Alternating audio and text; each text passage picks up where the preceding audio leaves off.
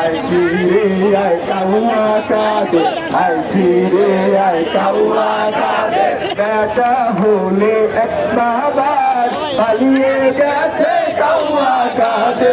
কেউ রাখে না খবরদার, কেউ রাখে না খবরদার। তুমি ভালো হয়ে যাও এই কথাকে বলতে আর পালিয়ে গেছে কাউয়া কাঁদে। কেউ রাখে না খবরদার, কেউ রাখে না খবরদার। ভাই ভাই বলেন বলেন ভাই ভাই কাওয়া কাদার হবে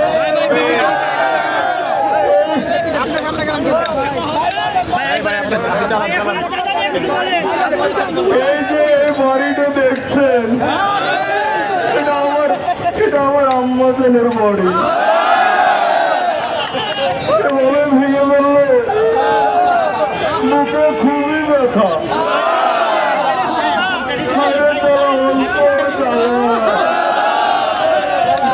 অন্তরটা কালা হয়ে গেছে।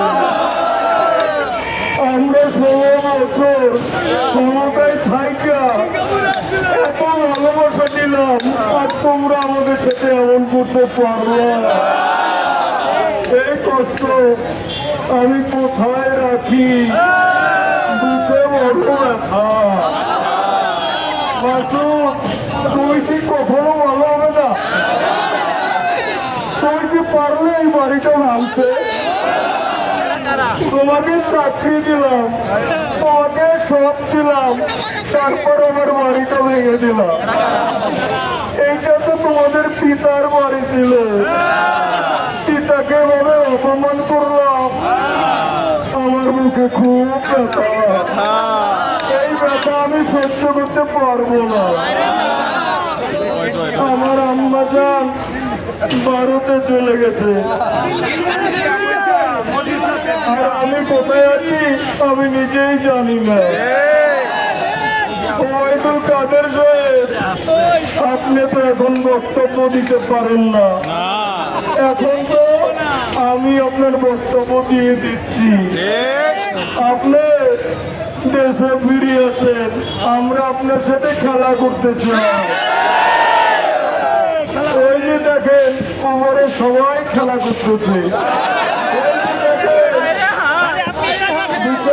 জ্বালা, অন্তর জ্বালা। মোদী সাহেব, আপনি তো ভারতে বসে সব দেখতেছেন। 16 বছর আওয়ামী লীগকে আপনারা অনেক কিছু দিয়েছেন। এবার একটু আমার বাড়িটা রক্ষা করেন। বাড়িটা তো শেষ হয়ে যাচ্ছে, আপনাদের না বড় বড় কামান আছে, একটা পাঠাইয়ে দেন।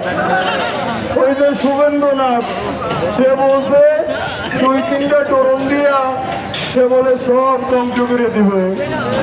আপনি ড্রোন দিয়ে আমাদের বাড়িটা রক্ষা করতে পারলেন না। এই কষ্ট কোথায় রাখি? এই বললে আমার বক্তব্য